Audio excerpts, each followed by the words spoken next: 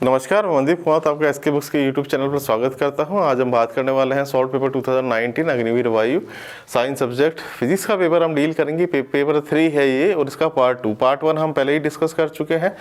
Second part में हम बाकी बचा हुआ पोर्शन जो है वो डिस्कस करेंगे। बट स्टार्ट करने से पहले मैं आपको हमारी बुक्स के बारे में जानकारी देना चाहूँगा। यह स्क्रीन पर हमने आपको 3 बुक्स दिखाई हुई है। Agniveer Vayu Indian air force science subject practice paper with solution of difficult problem, 52 papers इसमें दिए हुए हैं। और उसके बाद है physics air force X group recruitment exam with brief explanation of fundamental principles और Agniveer Vayu Indian air force science subject recruitment test.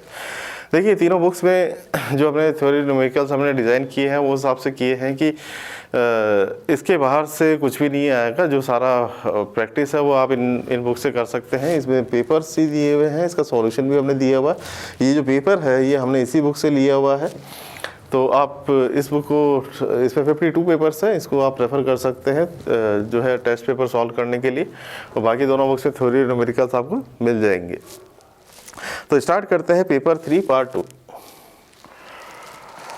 तो पहला क्वेश्चन आता है यहाँ पे इस पार्ट 2 का कि if A Carnot engine works between 527 degree centigrade and 227 degree centigrade what will its efficiency. तो देखिए एफिशिएंसी का मैं ये क्वेश्चन बताता हूँ आपको। वैसे मैं कई बार पहले ये डिस्कस कर चुका हूँ कि किस तरीके से कार्नोट इंजन वर्क करता है। ये लो टेम्परेचर होता है और फिर ये वर्किंग सब्सटेंस होता है जिसके कारण वर्क निकलता है, और फिर ये समथिंग हाई टेम्परेचर होता है, और सॉरी ये हाई टेम्परेचर होता है, ये लो टेम्परेचर होता है TL, और इधर से हीट ली जाती है और वर्क करके बाकी की हीट जो होती है सिंक को रिजेक्ट कर दी जाती है। इसको बोला जाता है सिंक और इसको बोला जाता है सोर्स। ये सोर्स होता है। अच्छा, इसकी जो एफिशिएंसी है ये दी जाती है 1 - TL डिवाइडेड बाई TH। अब जब हम बात करेंगे T लो कितना है तो ये है 273 प्लस 227। ये कितना हो गया T लो? ये हो गया 7310 500 केल्विन। देखिए आपको जो है थोड़ा सा ध्यान रखना है कि केल्विन में इसको कन्वर्ट करना है, सेल्सियस में नहीं होगा। ये जो इक्वेशन है ये केल्विन के लिए वैलिड है, उसके लिए वैलिड नहीं है सेंटीग्रेड के लिए। उसी तरीके से T हाई जो है इसको मैं कैलकुलेट करता हूँ। ये कितना है यहाँ पे? ये है 527 प्लस 273। तो यहाँ पे आ गया 0, 0, 7 और 1, 8। तो ये T हाई आ गया यहाँ से। अब इस इक्वेशन में पुट करना है तो सीधी सीधी एफिशिएंसी आ जाती है 1 - 500 डिवाइडेड बाई 8। तो यहाँ से आ गया n that is equal to 800 sorry. तो ये है यहाँ से 3/8, और 3/8 का मतलब हो गया यहाँ से अगर हम देखेंगे तो 0.3 6 7 एंड 5 परसेंटेज में अगर करेंगे तो परसेंटेज एफिशिएंसी जो है ये हो जाएगी 37.5%। तो देखते हैं कौन सा ऑप्शन करेक्ट है। ये ऑप्शन यहाँ पे दिख रहा है साफ, करेक्ट ऑप्शन है। तो ये इस तरीके से एफिशिएंसी निकल जाएगी 37.5%।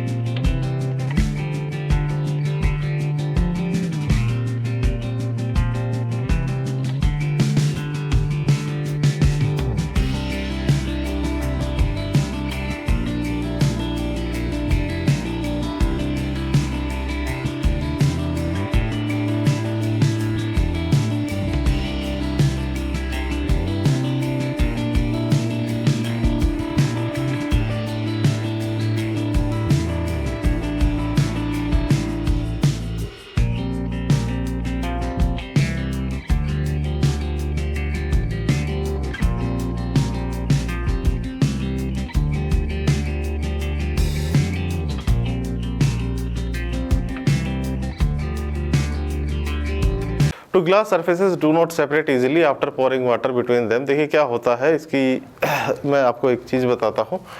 दो ग्लास की सरफेस है, एक मान लीजिए ये ग्लास की सरफेस है और एक मान लीजिए ये ग्लास की सरफेस है, इसमें के बीच में वाटर हम फिल कर देते हैं पास पास में, तो ये इसको खींचने में बड़ी दिक्कत आती है। इसका कारण है कि देखिए एक फोर्स होता है एडहेसिव फोर्स। एडहेसिव फोर्स कैसा होता है कि ये जो वाटर मॉलिक्यूल है ये जो ग्लास की प्लेट है उस मॉलिक्यूल के साथ इंटरेक्शन करने लग जाते हैं, बॉन्डिंग करने लग जाते हैं। अब ये इस तरीके से इंटरेक्शन या बॉन्डिंग करने लग जाते हैं तो ये जो फोर्स है इसको बोला जाता है एडहेसिव फोर्स।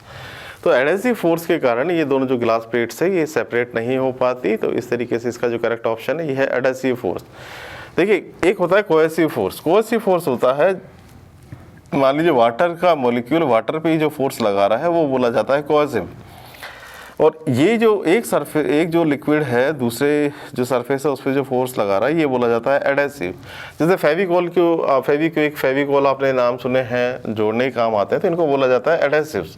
एडहेसिव्स इसलिए बोला जाता है, जैसे मान लीजिए वुड है तो वुड को अगर जोड़ना है तो फेविकोल बीच में डाला जाता है, तो ये है एडहेसिव, दो जो पार्ट है उनको जोड़ देता है, तो एडहेसिव है ये। तो ये जो ग्लास सरफेसेस जो है सेपरेट नहीं हो पाती, उसका रीजन है एडहेसिव फोर्स। अच्छा ये भी अच्छा क्वेश्चन है, what effect does the radius of curvature of the lens have on focal length. Focal length का रेडियस ऑफ कर्वेचर से क्या इफेक्ट है। तो देखिए मैं फोकल लेंथ का फार्मूला लिखता हूँ, पहले मैं आपको बता देता हूँ। जैसे मान लीजिए मैं कॉन्वेक्स लेंस ले रहा हूँ और लेटर से इसका रेडियस r है, इसका भी रेडियस r है, तो ये जो फोकल लेंथ है ये होती है μ2 minus of μ1 divided by μ1 1/r1 minus 1/r2। आप जब इसको सॉल्व करेंगे तो क्या आएगा 1/f that is equal to μ2 minus of μ1 divided by μ1, यहाँ पे आ गया 1/r minus of minus 1/r, तो यहाँ पे आ गया 1/f that is equal to μ2 minus of μ1 divided by μ1 multiplied by 2 divided by r। तो फोकल लेंथ की अगर हम बात करेंगे तो कितनी आ गई फोकल लेंथ, ये फोकल लेंथ आ गई यहाँ से μ1r डिवाइडेड बाई 2 और μ2 माइनस μ1। अब देखिए μ2 μ1 तो क्या है, रेफ्रेक्टिव इंडेक्सेस है, मटेरियल लेंस का रेफ्रेक्टिव इंडेक्स जो है वो μ2 है और बाहर जो मीडियम है उसका रेफ्रेक्टिव इंडेक्स μ1 है, ये तो फिक्स है। हमसे क्या पूछा है कि रेडियस ऑफ कर्वेचर जो है उसके साथ फोकल लेंथ कैसे चेंज होगी। तो देखिए फोकल लेंथ का अब यहाँ से अगर हम रिलेशन देखें डायरेक्ट, तो जो फोकल लेंथ है that is proportional to r, ये फोकल लेंथ जो है r के प्रोपोर्शनल है। तो हम ये कह सकते हैं कि जैसे जैसे ये बढ़ेगी वैसे वैसे फोकल लेंथ भी बढ़ेगी। तो यहाँ से हम कह सकते हैं इंक्रीजेस, तो ये इंक्रीज होगी, रेडियस ऑफ कर्वेचर इंक्रीज होगा तो ये भी बढ़ेगी। अब देखिए नेक्स्ट क्वेश्चन है, the resistivity of a conductor wire depends upon. Resistivity एक कंडक्टर वायर की किस पे डिपेंड करती है। देखिए रेजिस्टेंस जो होता है इसका फार्मूला होता है rho L divided by A. Resistivity होती है that is equal to R A divided by L. अब आर होता है रेजिस्टेंस, ए होता है एरिया, एल होती है लेंथ, ये रो जो होता है ये होता है रजिस्टिविटी। अब ये जो रजिस्टिविटी है इसका एक और इक्वेशन होती है, ये इक्वेशन होती है m divided by n e square tau. इस तरीके से एक और इक्वेशन आपने पढ़ी होगी, तो इस तरीके से ये दो इक्वेशन से दी जाती है। अब ये किस पे डिपेंड करती है, देखिए ये प्रॉपर्टी है मटेरियल की प्रॉपर्टी है रो। जो मटेरियल किस टाइप का है, जिस टाइप का मटेरियल होगा उस टाइप की रजिस्टिविटी होगी। और उसके बाद देखिए उसके बाद क्या है कि ये जो इक्वेशन है ये बताती है कि इसका टेम्परेचर पे भी डिपेंडेंस होता है, टेम्परेचर भी जो होता है इसको अफेक्ट करता है। तो इसका जो करेक्ट ऑप्शन है, एक तो टाइप ऑफ मटेरियल पे डिपेंड करती है और एक इसके टेम्परेचर पे डिपेंड करती है। तो resistivity is a function of type of material and temperature. तो इसका जो करेक्ट ऑप्शन है ये है डी। देखिए ये सिंपल सा क्वेश्चन है, हम सबको शायद अधिकतर लोगों को पता है रिचर स्केल क्या मेजर करता है। तो ये अर्थक्वेक इंटेंसिटी को मेजर करता है।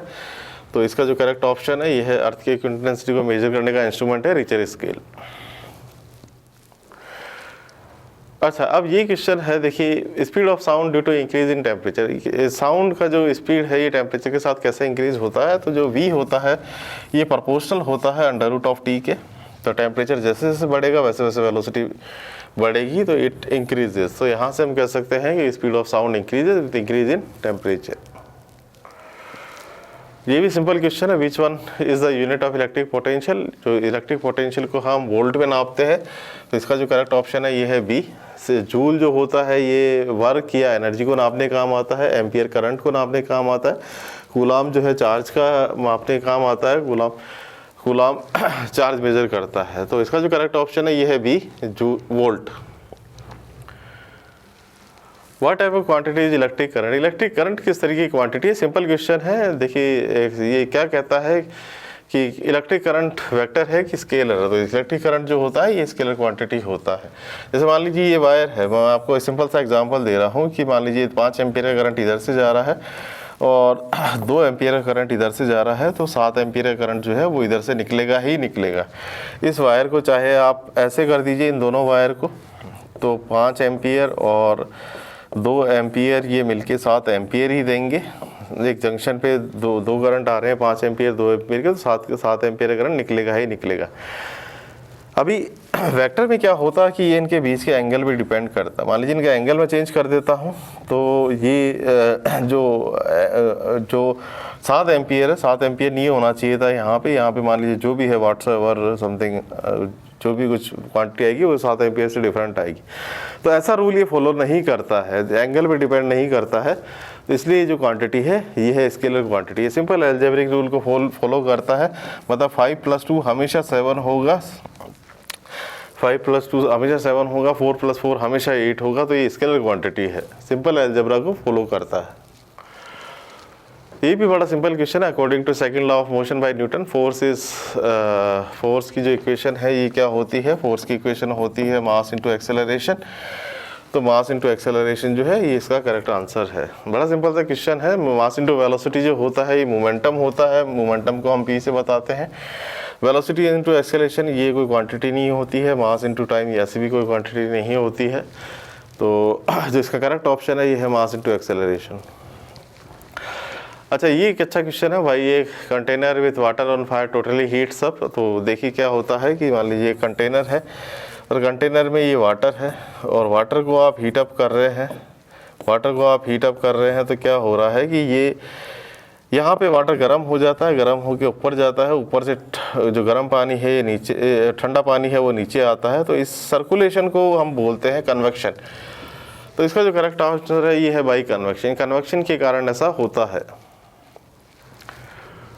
Which of the following is a fundamental unit. Fundamental unit कौन सी है, तो हमको सबको पता है 7 फंडामेंटल यूनिट होती है। उसमें से टाइम जो है ये भी एक फंडामेंटल यूनिट है, बाकी सब डिराइव्ड यूनिट है। ये स्पीड जो है ये आता है displacement distance divided by time sorry, ये भी डिराइव्ड यूनिट है। फोर्स जो होता है ये होता है मास इनटू एक्सेलरेशन, ये भी डिराइव्ड यूनिट है। वर्क जो होता है ये होता है फोर्स इनटू डिस्प्लेसमेंट, तो ये भी डिराइव्ड यूनिट है। बट टाइम एक फंडामेंटल यूनिट है। इंडक्टर स्टोर्स, इंडक्टर क्या स्टोर करता है, इलेक्ट्रिकल एनर्जी स्टोर करता है, सोलर, पोटेंशियल या मैग्नेटिक एनर्जी। तो देखिए इंडक्टर जो होता है इसमें क्या होता है, ये मैग्नेटिक एनर्जी को स्टोर करता है। तो इसमें इसका जो करेक्ट ऑप्शन है ये है मैग्नेटिक एनर्जी। मैग्नेटिक एनर्जी को इंडक्टर स्टोर करता है। सोलर एनर्जी की तो कोई बात ही नहीं है, यहाँ पे सोलर एनर्जी तो होगा भी नहीं। पोटेंशियल एनर्जी जो है वो नहीं है। और इलेक्ट्रिकल एनर्जी जो होती है, इलेक्ट्रिकल एनर्जी को ये मैग्नेटिक एनर्जी की फॉर्म में स्टोर करता है। ये देखिए ये न्यूमेरिकल क्वेश्चन आया है। What will be the force between 2 alpha particles placed at A distance of 3.2 × 10⁻⁵ apart. तो देखिए पहले तो अल्फा पार्टिकल की बात करते हैं। अल्फा पार्टिकल क्या होता है, ये होता है हीलियम का न्यूक्लियस। हीलियम का न्यूक्लियस का मतलब हो गया इसमें 2 प्रोटॉन होते हैं और 2 न्यूट्रॉन होते हैं। जो न्यूक्लियस है इसको बोला जाता है अल्फा पार्टिकल। अब ये अल्फा पार्टिकल जो होता है, अब अल्फा पार्टिकल पे चार्ज क्या होता है, देखिए एक प्रोटॉन पे जो चार्ज होता है ये होता है प्लस का 1.6 × 10⁻⁻19 कूलम। तो 2 पॉजिटिव चार्ज हैं, तो 2 पॉजिटिव चार्ज पे जो चार्ज है वो ये हो गया 3.2 × 10⁻⁻19 कूलम। तो ये चार्ज आ गया एक अल्फा पार्टिकल पे। अब दोनों का जो एक अल्फा पार्टिकल यहाँ रखा है, एक अल्फा पार्टिकल यहाँ रखा है, और दोनों के बीच में जो फोर्स, दोनों के बीच में जो डिस्टेंस है ये है 3.2 × 10⁻⁻15 मीटर।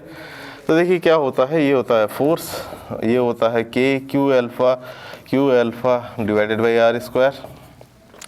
तो जब हम यहाँ पे बात करेंगे तो ये आएगा फोर्स, K कितना है यहाँ पे 9 × 10⁻⁹ और अल्फा पार्टिकल पे चार्ज कितना है, ये चार्ज है यहाँ पे 3.2 इंटू 10⁻⁻19 और मल्टीप्लाइड बाई 3.2 इंटू 10⁻⁻19 और divided by R square. R कितना है यहाँ से, ये है 3.2 इंटू 10⁻⁻15 स्क्वायर हो जाएगा, तो ये 3.2 इंटू 10⁻⁻15 ये इस तरीके से आ जाएगा।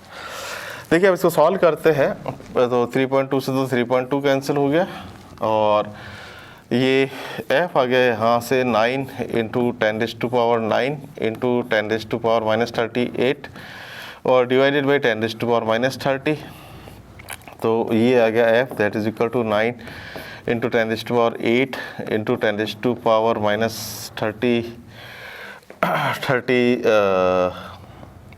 या सिंपल है इसको।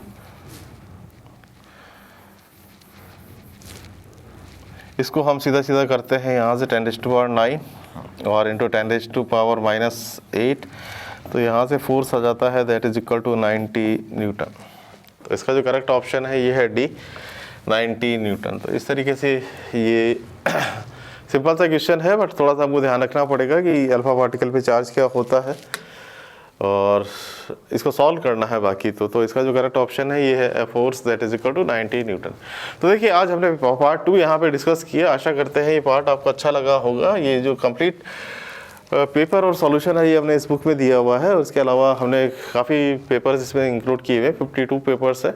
और जैसा मैंने पहले बताया आप ये दोनों बुक्स भी रेफ़र कर सकते हैं न्यूमेरिकल्स और थ्योरी के लिए, तो इनमें आपको अच्छे प्रैक्टिस करने को मिलेगा और कोई भी पार्ट जो है इन बुक से बाहर नहीं आएगा एग्ज़ाम में, तो आप इन बुक्स को रेफ़र कर सकते हैं।